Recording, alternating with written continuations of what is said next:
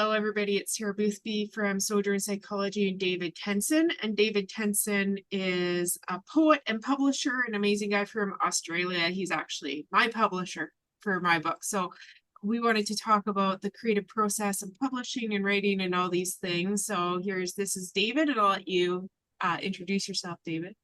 Thanks, Tara. Thank you. I'm in Australia. I'm a little bit raspy at the moment, coming over a flu. So hopefully I don't cough too much during the during the time together. I started writing around 5 or 6 years ago, and started writing poetry during sort of a big season of transition in my life. And I ran into William Paul Young, who's I know you've interviewed as well, at a conference, and where I'd read one of my poems, and he said they're amazing and you should publish them. And so he put me onto a publisher, a traditional publisher, but then COVID hit and they were like, we're not taking anything. And I did get an idea on already, as soon as you go into traditional publishing space, you really have to pitch yourself. You have to bend your book to meet the publisher and the market, etc. And once that was all off the table, I thought, I think I can self-publish this. So long story short, I did self-publish my first book, The Wrestle, Yes. which is sold thousands of copies and been a huge blessing. It's found its way all over the world. And I thought, oh, that was actually not a bad experience. Now, I come from a background of business and entrepreneurship, also in the creative industry, but also I'm pretty good on computer. So I was able to use and grab hold of all the software pretty quick, because it gets pretty technical once you start dealing with print houses, right? So I think about 6 months later, I thought, oh, I might just do another one. And so I published a very small poetry book called So I Write You a Poem, and that was based on poem prompts from stories people sent me on Instagram about difficult things they'd gone through. And so by then I thought, actually, this self-publishing thing is quite good, you know. I got a lot more freedom.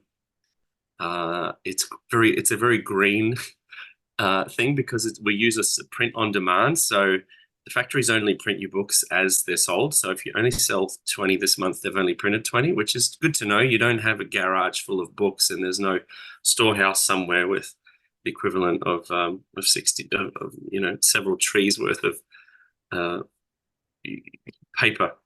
So I then went on and thought, oh, perhaps there's a lot of, The Wrestle really took off. You know, both the books did really well. And poetry books don't usually do good. Like 100 copies of a poetry book is really good, Tara.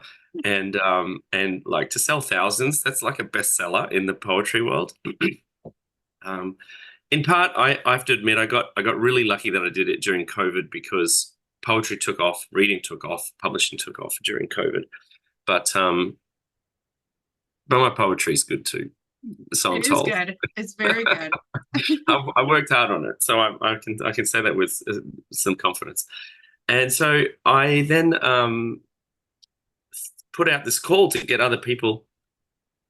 I said, do you guys want to write a book together? I'll show you how to self-publish. I'll show you how to write some poetry. And so I created what became Poetry Chapel. In Poetry Chapel, I created 2 books from that, actually 3, with a guest poet. I got somebody else to be the guest poet, and I did all the other publishing and print setting and training. So we released three books: Winters Never Last, Saving I Need, and Shalane Harkin, who's a profound and now traditionally published author with some big authors. Shalane Harkin wrote Bouquet of Stars. And these are all books that contain the primary poet, and then 12 or 14 other poets write portions of these collections. And so I got pretty proficient. I created my little imprint here, and then had a lot of other people reach out and go, can you help me with my poetry book? So I created a little side gig, one of the many side gigs. My wife jokes, says I've got 17 jobs. I've got all these little side gigs. It's just the way life's gone for me, and 3 teenagers in an expensive economy. And so I started just publishing books for other people, and I did that under some different imprints. So that's how RavenSound was created. I kept Poetry Chapel for the poetry printing, and then I created RavenSound, which we used for yours, and yours has one of the largest logos on the back. So this is it. Now, where are we? Here we are. There's the RavenSound logo.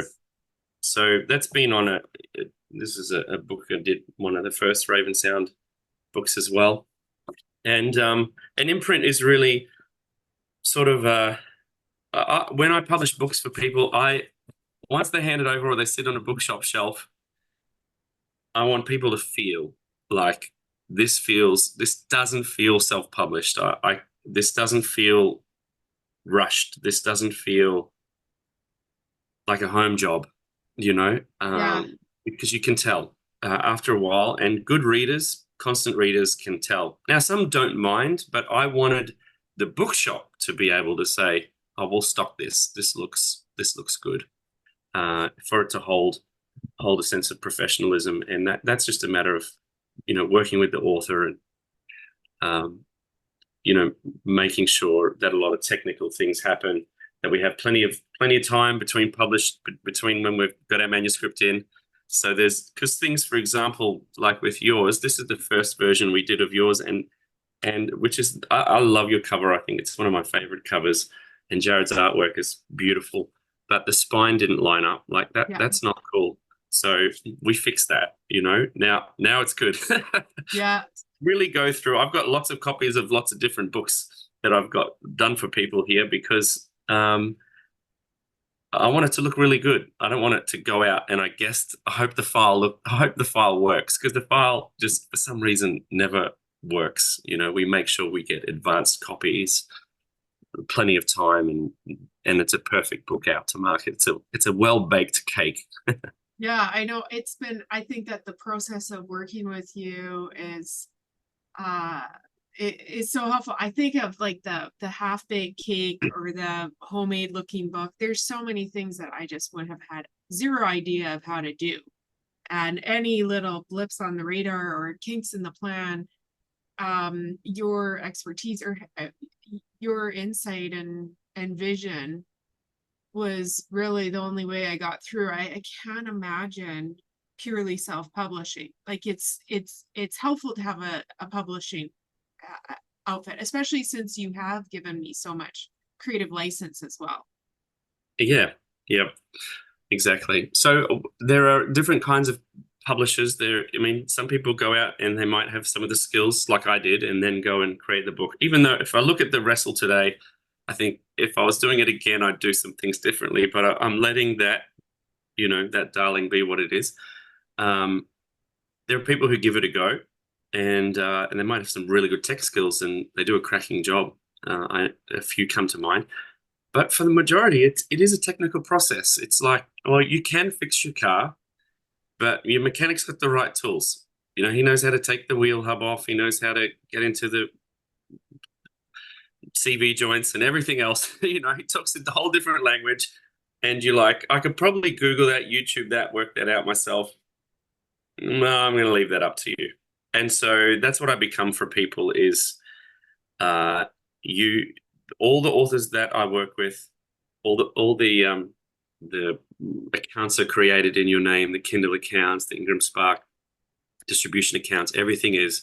And I kind of see myself as a midwife that helps you get it out into the world, and it always remains yours.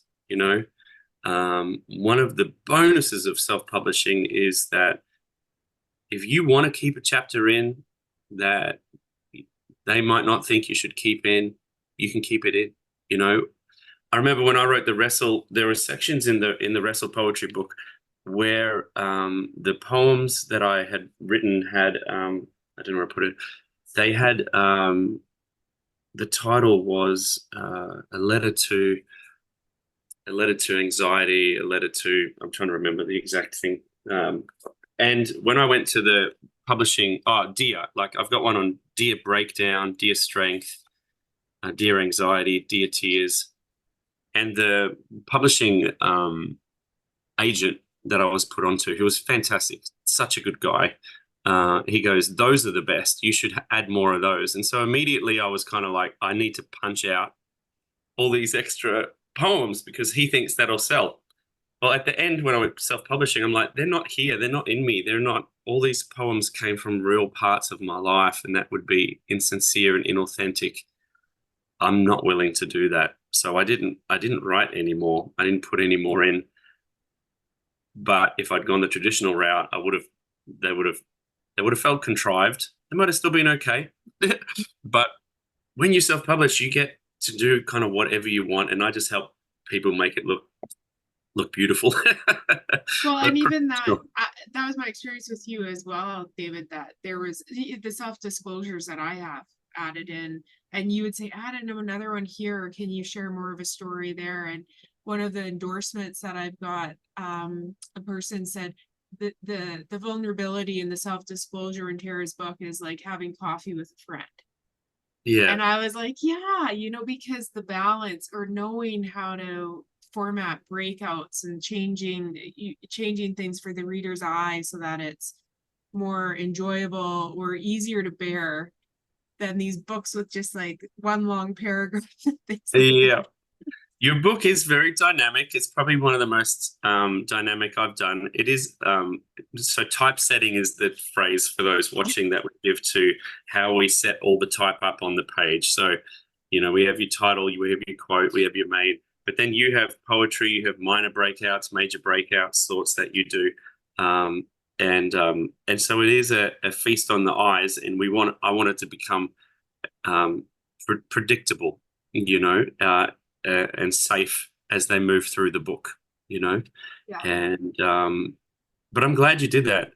Yours, I don't often edit and read a book, I just with yours, I was so fascinated with your topic, and the whole thing around attachment and God has been something that is we've talked about a little bit, and has been something very curious to me in some spaces I used to work in. I could definitely see. I had a sense, that uh, this is there's something here, and yeah, the literature and your work shows that there definitely is. So I'd agreed to edit yours, which I usually don't edit people's work as well. So it was a joy to do that, and yeah, as you said, there were parts I'm like, I want to hear from you, Tara. Like, you're a registered psychologist. You live in people's worlds and stories every day. You have your own.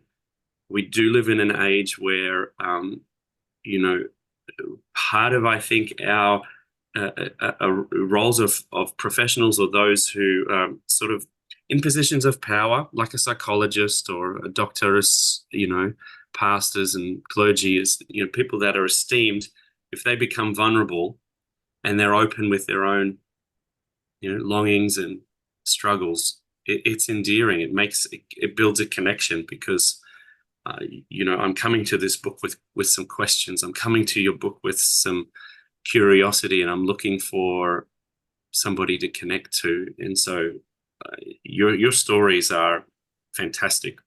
Thank You know, you. they really are beautiful to read. Mm. I think another thing that you suggested that, and thank you for saying that, David. And when you get excited and happy about the book, it makes me feel so excited and happy because it's just like so nice, because you have been an amazing mentor in this Oh, of process. course. Well, it's a big job, like writing a book, especially one of your size. Um, you know, this is 250-page book is no small feat. That's a big deal. Yeah, That's thank a lot you. of words. My PhD is going to be. I'm doing a PhD, as you know, at the moment, and it'll be an 80,000 word deal, and this is a 50,000 word deal. That's kind of a master's. Yeah, it you is. know, and is it academic? Well, you got plenty of awesome references. Like you have referenced everything, which for me is a huge bonus. Um, but it's a big work, and it deserves to be brought into the world well. Thank you. Thank you. And all I mean, those things that just along the process, like we spoke about references, and you encouraged me to do it the scholarly way. And again, these things of like having someone come alongside of you to make the right choices. The other thing that I appreciate was I had a few questions thrown into chapters here or there, and you said put them at the end of every chapter, have it as a theme, like make sure it's like included in all the chapters. And again, when people have read the book, that's one of the things that people have noticed is like, I'm going to do this as a study with a group of people. Now I'm going to journal my own process. Why haven't I journaled my process of understanding this larger mass of love that we're all included in? So I was like, okay, like it feels good. And then again, just having the consultation to make better choices has been I just the profoundness of participating, I think, of sharing this with other people. Like I write it, it's my book, I get to take all that, but then your participation and Felicia's participation and Jared's participation and Paul's Yeah. participation. Yeah. It's been pretty amazing to feel included. It's not what I thought it would be to write a book. Yeah. Your Yeah. first one is, well, I've never given birth, but I do have a first child. There is something about that experience the first time Yeah. that there's a profoundness to it. Yeah. Yeah. Yeah. And it's been good. And it is, I think it is, it does feel like there's a lot of the childbirth metaphor that people use and share, and it's the most magical magic. Mm.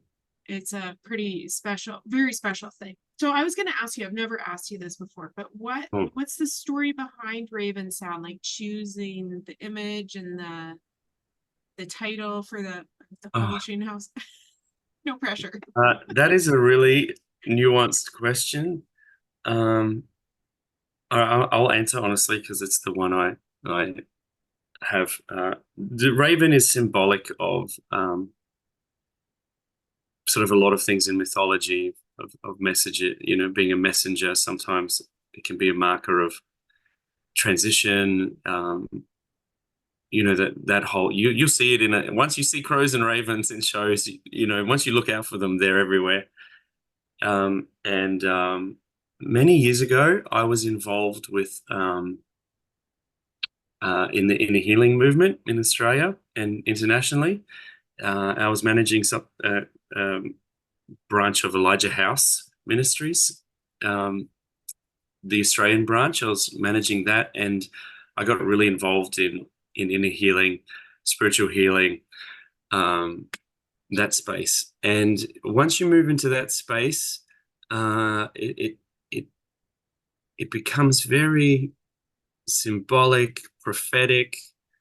A lot of weird and wonderful stuff happens. Giving you the brief post version, and a lot of the time, some of the things we talk about during some of the spiritual healing things are thresholds. A friend, Anne Hamilton, has written a whole lot on thresholds and threshold covenants. Threshold covenants are a very old way of um, building a covenant by spilling blood over a threshold. This is going somewhere, by the way. And that would build a bond between two people. So I was going to invite you into my home.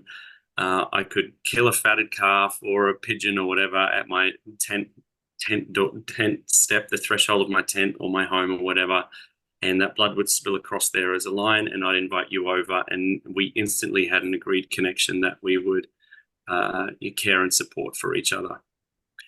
And in Annie's one of Annie's book, she's a profound writer, Anne Hamilton. She said, most of us will figure out that there is some kind of symbol or word or something on our threshold stone of our life that every time you cross into new seasons, something will be common. For some people, she said it was rainbows. For some people, it was a particular meal. For some people, it was a word or an animal or a phone call from a particular friend they'd only hear of during these times. And long story short, for me, it was this whole idea of ravens. We don't really have ravens, but we have particular crows here. So it kind of became this idea of if I'd see rows and crows around here, or sort of raven type animals here, they'd often appear, and I became more aware that something's moving in, something of destiny importance, was prophetic importance, was coming into my life. So that's where Raven, and then I thought about the sound of a raven. So that's where RavenSound came from. That's I have to amazing. putting that. That's a great story. You heard it here first, everybody. You This did, is yeah. hot info. Yeah. But I love that. That is such a generous logo to share with authors. Yeah, Like that's beautiful to know that that's the story behind the Raven yeah, sound. yeah. Yeah, Thanks. Yeah. yeah. And it's just so And because it's avant. threshold moments for you guys, like for authors, it's a threshold moment. Publishing Yeah, is particularly your first, I find, is such a vulnerable, profound moment, because what I say and think right now is in print, and it's not a blog I can delete. It's nothing like that. This is indelible. This is permanent. This book will find a life of itself. yeah, This could end in 20 years' time. This could be at a book exchange somewhere, and somebody could pick it up, and it'll be exactly what they needed. I 100% believe that about books. It is you. I've had books come into my life randomly, and I'm like, God, you knew. In fact, when people find, or start following me or write to me, I love your book, I just say, I'm glad the book found you. I'm glad yeah. my work found you. That's the language I use, because it's a little bit animistic, I know that, but that's the magic around it, I think. It does feel, and I mean, even that the covenant, the raven sound, the image of the blood that's being spilt, and all of this beautiful, vulnerable transition between publisher and author, and that that trust connection Mm. of how much the life of this book has been dependent on both of us, and then we've had more partners in scaffolding. But it's beautiful, and I mean, I think that it's the poet's heart and the creative's heart behind a logo. You ask what it means, and there's always this vibrant story. I've always wondered too about birds, and especially Greek mythology movies, where I'm like, what are birds showing up? And now I have a better sense. I didn't know.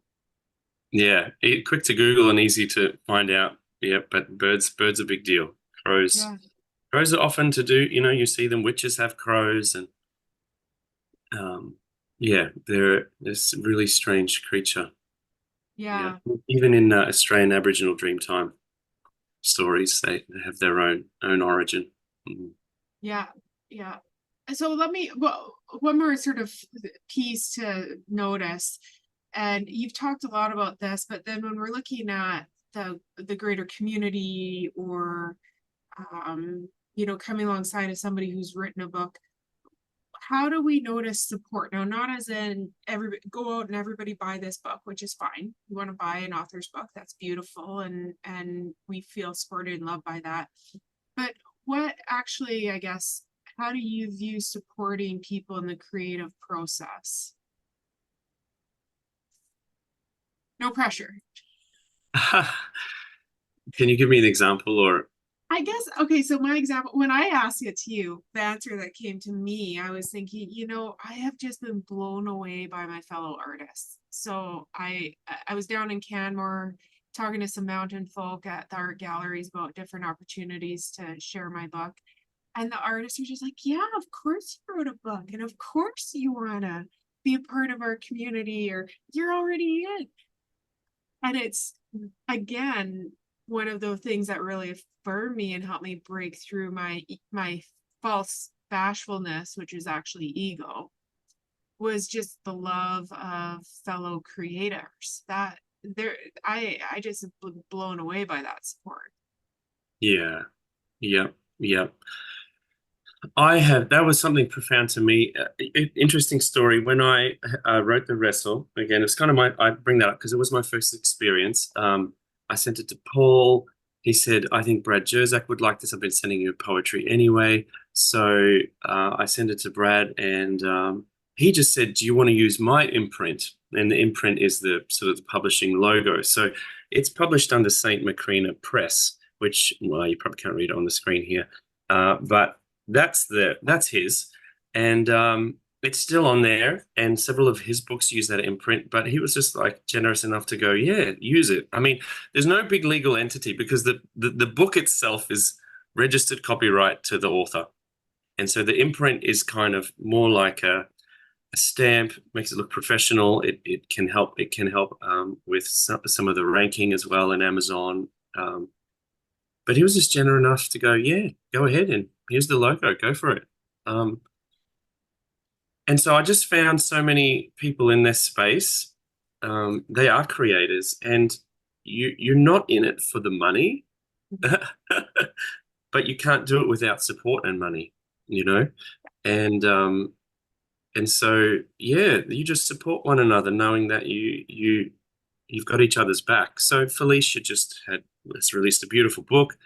I got to be part of her launch team and pre-read most of it, wrote reviews, did everything that she has done and would have done for me, you know. And authors know. And is it a really big deal? Well, it's a few hours out of a day, maybe even more if you deeply read it, and then it's the time to. But you know, creatives are like that. You know, it is a and like you said, is your experience. You're part of that. Of course, you wrote a book. Yeah, you're in. Like this is. If somebody spent as long on a painting as you did on a book, it would be quite an art. You know, it'd be quite an installation. You know, it is hours of work. Anybody who's done it knows it's hours of work. I see all these ads, write your book on a weekend. Well, I don't want to read your weekend book. That's going to be shit. Like I want to read one that took you a long time and comes out of years of experience. You know, that's what readers want to really read. You know, Yeah, I think so too. And yeah, it's a beautiful thing. So I guess when you hear David and I speaking, if you have a book in you, if you're looking to figure out your own process, start where you start. And why not? I mean, trying to write a book. My husband, I said to him a few months ago, I said, but like, what if it's terrible? Like, what if it publishes book? It's out there. Like you said, it's out there. It's out it there is. once it's published. I said, what Yeah, if it's terrible? And he said, well, then you wrote a shitty book, but you're still published. I think it's good advice. You know, it's like, well, then as an author, you're a really good psychologist. You know, that's kind of Yeah. that's what it is. But you did more than most people. There's so many manuscripts sitting out there. People go, oh, I've got a book I've written, and oh, how much have you written? I've written half. Well, then you've started. You know, Yeah. that's usually when people come to me, they've finished or nearly finished their manuscript, and that's when I start going, okay, well, the commitment is to get it into print. We're going to work on your cover ASAP. We're going to get your manuscript and we're going to chuck it in so you can feel what it's like. So this was the crappy first draft of yours. And inside, it's a bit of in Australia, we say it's a bit of a dog's breakfast. It wasn't really highly formatted inside, but it didn't matter. You needed to feel, Tara, that what you had can and will become a real book. And so that's part of the process that I work, because that's the encouragement you need to go, no, like that's actually a lot of work. You know, that's and I want to have this version good out there. And some people never get there. Some people only get to that stage one, and life goes on, and they get busy, or they figure it wasn't what they wanted to do. But at least you know, at least so yeah. If people are out there and they've got a manuscript, an idea, but they just don't know how to get it out in the world, they've tried traditional publishing or they've heard self-publishing's better. There's pros and cons with both.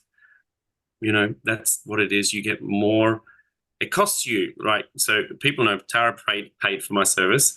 If you go for a traditional publisher, you often don't pay for the service, but you still need to market yourself, and you don't get much royalties, if anything. And you don't, you know, that it's just hard to get. You know, you have to be a known quantity to the publisher. And I know some publishers personally well, and they're harsh. You know, even people that they've worked with who are TV stars, they're like, well, these people got a $3,000 advance. I'm like, that's nothing. Like they'd make that in one show appearance. And he goes, I know, but that's publishing. Like, Yeah.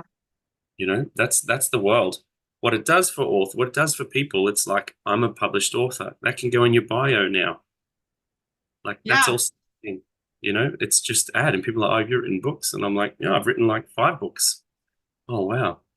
Yeah, it's crazy because I didn't realize that until actually when I got my hard copy of the first edition. Now, David has a second copy. Mine should be here this week. But I was like, I just earned myself credentials. Like I am now, I 100%. can add behind my name author. And again, all these surprises along the way. It's so Just good. I'm so glad you've had such a positive experience. totally. It's been mostly good. It's a roller coaster. There's Yeah. there's moments of mind-blowing anxiety and fear and all the things, but then the good, it can feel the freedom and the joy. Those waves are just like the most magical magic. Yeah. Yeah. So I'm going to put David's website because you do have some amazing services or things people might be interested. David is a good teacher if it's the right fit for somebody else. And I think this is I just feel blessed that this was the experience that I had. David, you were the exact perfect publisher, mentor, poet for me. So Thank you. It's been mhm. wonderful working with you too. Yeah, just if you go to davidtenser.com or just reach out to me, usually the easiest. Some of my book stuff, because I only take on so many authors at a time, so many books at a time because of my other workload.